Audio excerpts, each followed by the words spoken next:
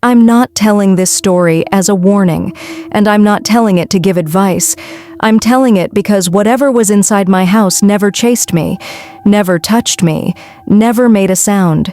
It just waited, and somehow, that feels worse than anything else. I lived alone. At least, I thought I did. I lived in a small town in the UK. Nothing special. Quiet. Forgettable. I worked night shifts at a warehouse. My life followed the same routine every day. Work, home, sleep. I didn't decorate the house, didn't make it feel lived in. To me, it was just a place to sleep. And that's probably why I never noticed someone else learning it better than I had. I wasn't paying attention. But someone else clearly was. One morning, I came home from work. My shoes were placed neatly by the door. I didn't stop, didn't stare. I just went straight to the bedroom. But something felt off.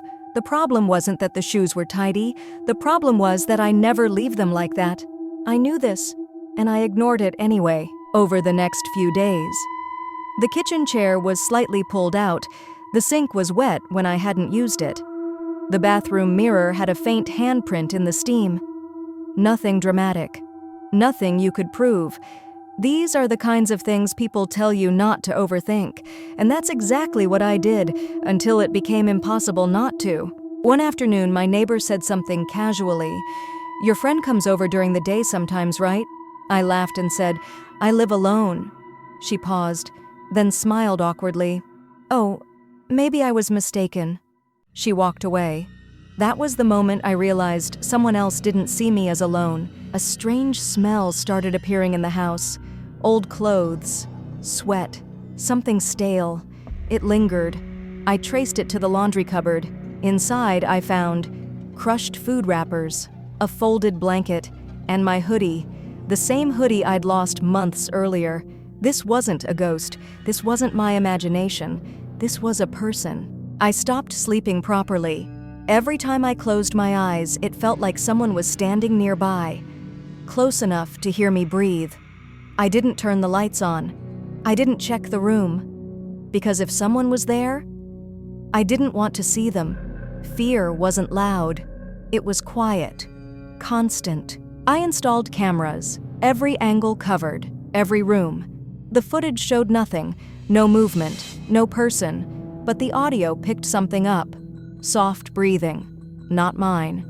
When there's no proof, your mind becomes the worst enemy. I called the police. They searched the house thoroughly, found nothing. Before leaving, one officer said calmly, "You spend a lot of time alone." That was it. He didn't say someone had been there. He implied that loneliness explained everything. I moved out. New house, new area. For months, everything felt normal. I started sleeping again. I convinced myself it was stress, fatigue. I almost believed it. Almost. One night, my phone played a video on its own, an old clip. The camera angle was close to the bed, too close. It showed me sleeping. In the background, a quiet voice whispered, "You were never alone." That footage didn't come from any camera I owned. I'm not saying someone is still with me. I'm just saying that when you live alone for long enough, sometimes someone else learns how to live that way too, and you don't realize it until it's already over.